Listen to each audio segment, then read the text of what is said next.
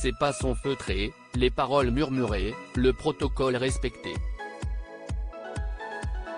Quand on pénètre dans la cour d'honneur du palais princier de Monaco, on est saisi par le silence qui tranche avec l'agitation régnant au même moment sur le port, où l'on installe déjà les gradins du Grand Prix de Formule 1. Nous sommes à la fois dans l'enceinte du pouvoir monégasque et dans le cadre de vie de la famille Grimaldi. Notre regard, lui, est attiré par la galerie d'Hercule dont la restauration est terminée. CIST, un festival de couleurs, toute une déclinaison de terracotta, de verre, d'ocre. Des tons pastels éblouissants, étonnants qui vous transportent immédiatement au cœur de la Renaissance italienne. Les couches de repeint, accumulées au cours des siècles sous les lunettes des façades et les voûtins, ont été grattées au scalpel ou au laser, révélant des fresques du XVIe siècle, dans le style génois. Elles représentent les travaux et exploits d'Hercule ainsi que des allégories des arts libéraux.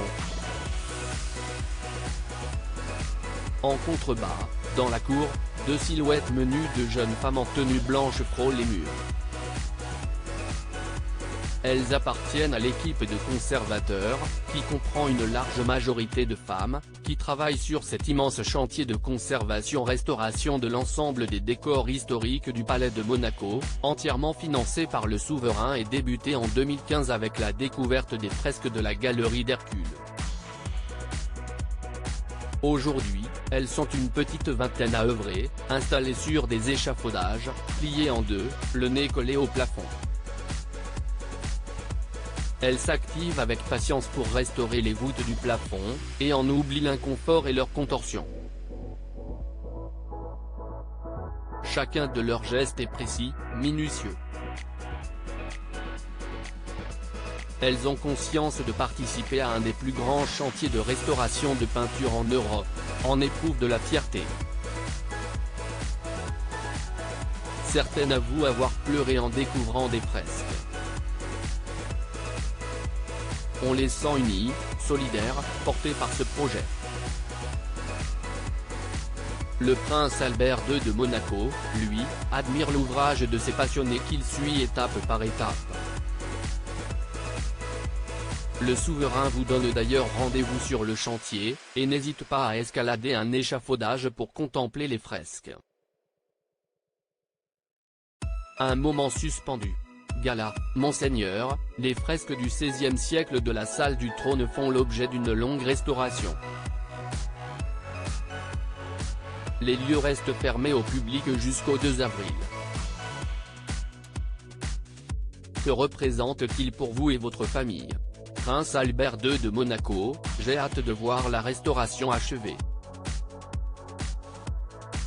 CIST, un travail de valorisation du patrimoine très important. Il nous a permis de mieux identifier les artistes qui avaient peint ces fresques au XVIe siècle et de les dater de façon plus précise. La salle du trône reste un lieu très important pour ma famille, pour la principauté. Ici, nous avons assisté à des événements sérieux mais aussi à d'autres plus décontractés, plus joyeux. Comme des Noëls, des fêtes enfantines, des spectacles. J'ai donc une perception de cet endroit différente de celle des visiteurs, pour qui elle est synonyme de pouvoir, de protocole. Jacques et Gabriella commencent à s'éveiller à l'art. Je les ai emmenés voir des expositions gala, les équipes ont développé des techniques de restauration éco-responsables, très inédites. P. A. 2. Il était en effet important d'avoir une éthique observant les règles de développement durable, respectant l'éco-responsabilité, d'utiliser le plus souvent possible des produits naturels, de limiter la pollution en ayant recours à un laser et aussi de préserver la santé des artisans qui travaillent ici. Nous avons des kinésithérapeutes et ostéopathes qui les aident. Grâce au travail minutieux et précis de ces équipes, le public va découvrir un autre aspect du palais. Plus authentique. plus proche de ce qu'il était au XVIe siècle.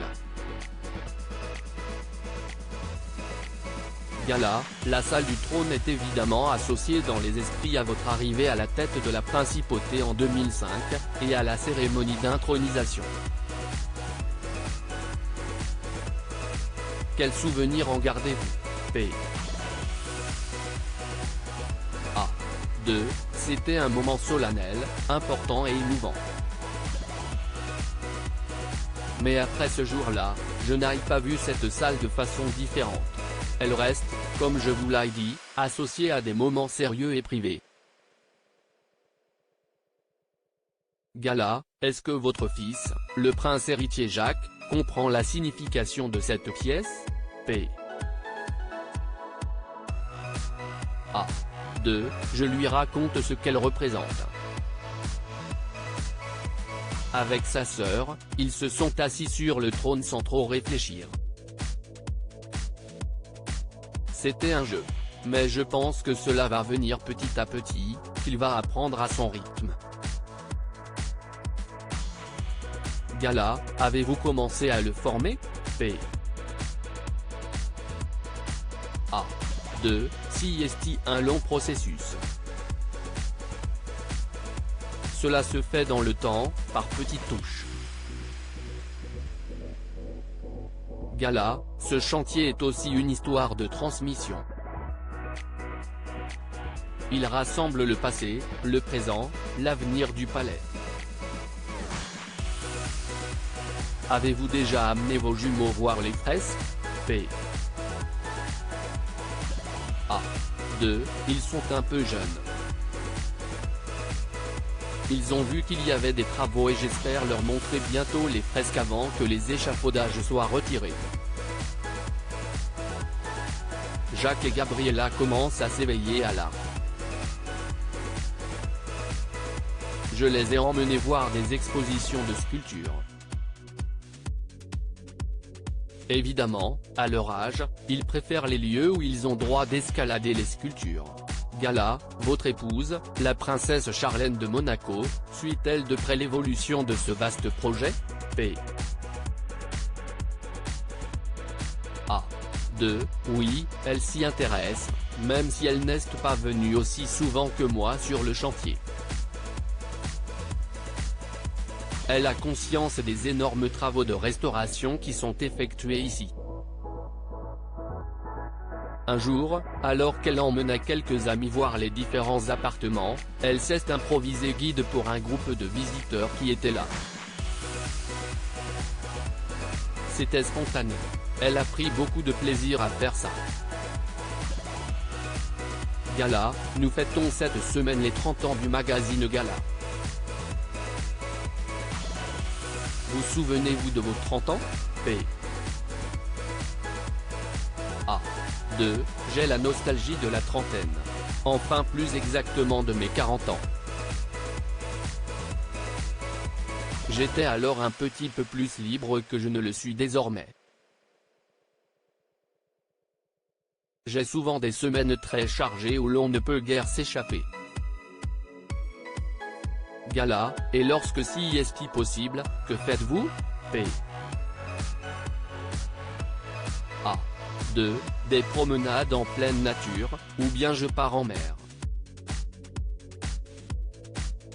Ce sont très peu de moments dans l'année pour moi et ma vie de famille. Mais il faut les préserver. Gala, continuez-vous d'accompagner vos enfants à l'école? P. A. 2. Je le fais dès que je le peux et ils sont très contents. Mais ils sont surtout heureux lorsque je leur fais la surprise d'aller les chercher l'après-midi. Ils sont très fusionnels, très proches l'un de l'autre. Il faut les entourer, leur créer un environnement joyeux, faire en sorte que tout se passe bien autour d'eux. Cet entretien est à retrouver dans le Gala N degré 1555, en kiosque le jeudi 30 mars 2023. Crédit photo, Olivier Huitelpoul.